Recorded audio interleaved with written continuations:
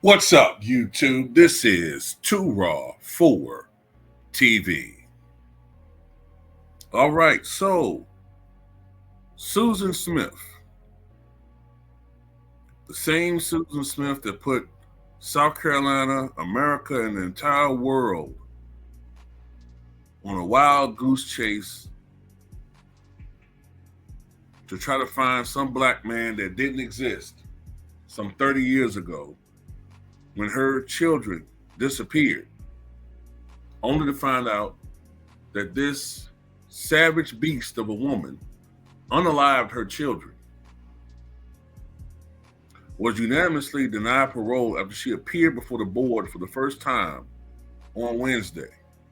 Smith, overcome with fake emotion, told the parole board via Zoom, "I know that what I did was horrible, and I would give anything if I could go back and change it. I love Michael and Alex with all of my heart." Sure you do. Sure you do. I guess that's what you did when you pushed them into that water for them to suffocate slowly and drown, and only to be found 9 days later by law enforcement.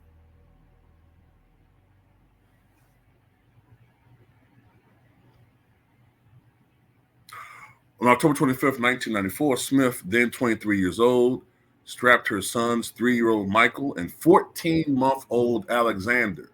Remember, not only was it bad enough that she unalived people, and it's even worse still that they were kids, but these were babies. Babies, ladies and gentlemen. Babies.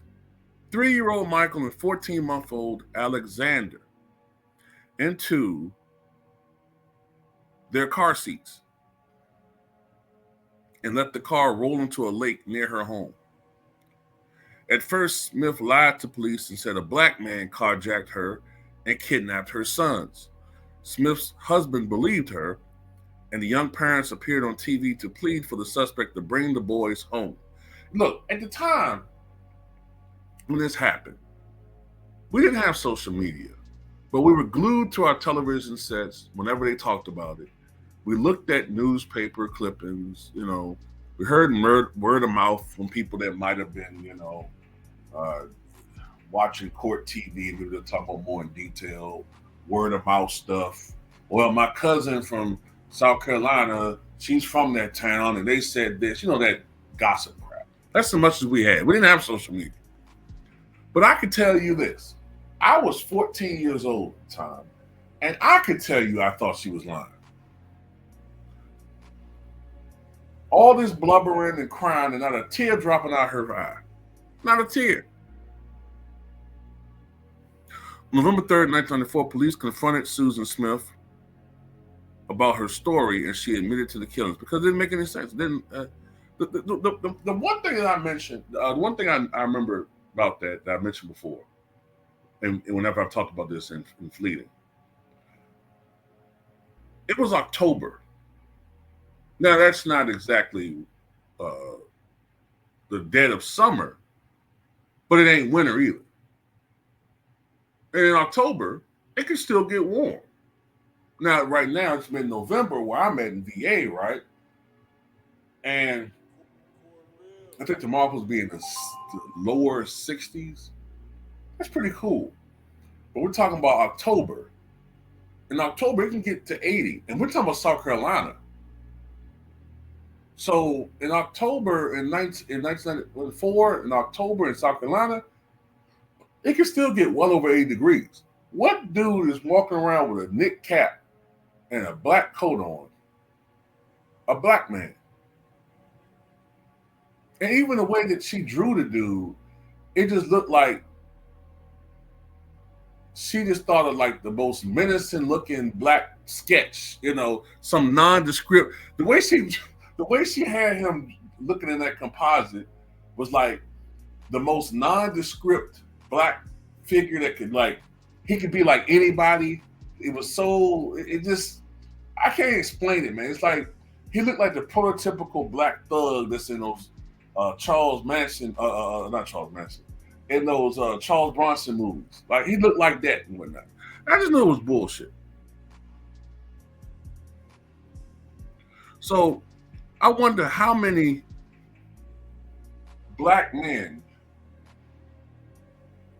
during that time period were pulled over and sequestered by police on this wild goose chase that they, you know what I'm saying?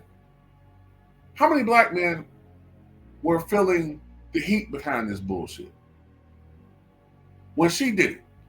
And then when it was found out that she lied,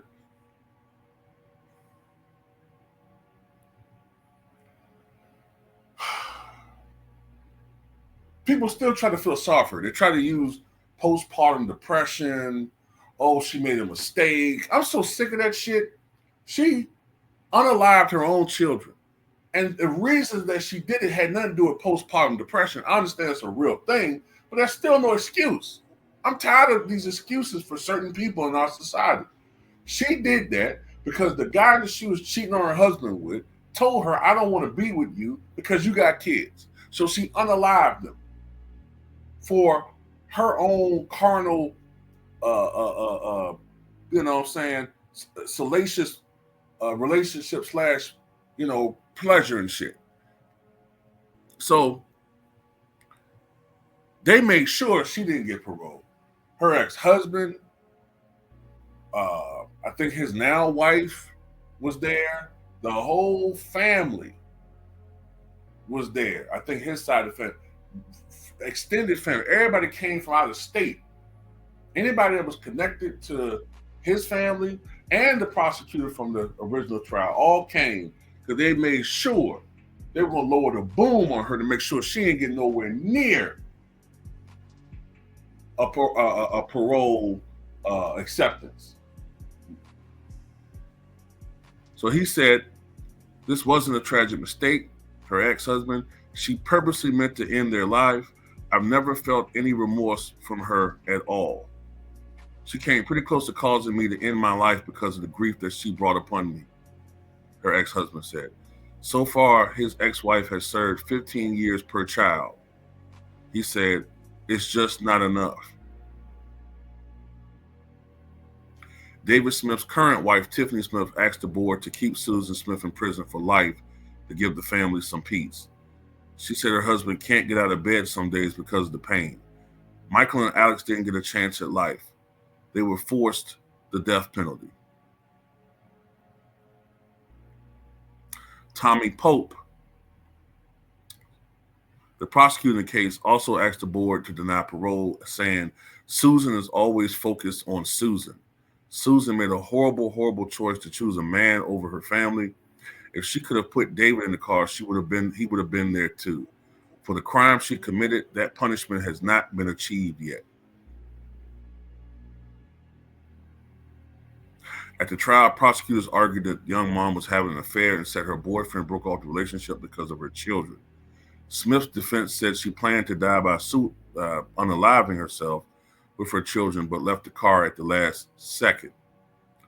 Pope noted Wednesday that, quote, she wasn't wet, she wasn't injured when she ran for help. Yeah, and the defense tried to focus on mental health and all that. At the end of the day, that ain't had nothing to do with it, man. She's a selfish piece of crap, and she didn't deserve to be out. And like my man LB says, the only time that it should be acceptable that she is carted out of prison is either, you know, on a gurney or in some type of cremation urn. That's it. Because what she did was completely reprehensible. And by the way, before I end this video, I'm noticing these simps, these guys that have names like Rizzy Dog, you know, G Jizzle, LBJ Goat King 47/665, you know, those dumbass names, you know what I'm saying? I noticed these guys, like clockwork, caping for Susan Smith. Oh man, y'all guys need to have compassion, man. You know, she lost her kids. Yeah, because of her own actions. What's wrong with you clowns? You guys, man, I swear,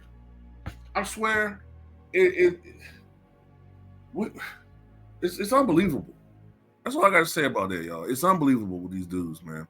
But anyway, tell me what you guys think, man. Ridiculous.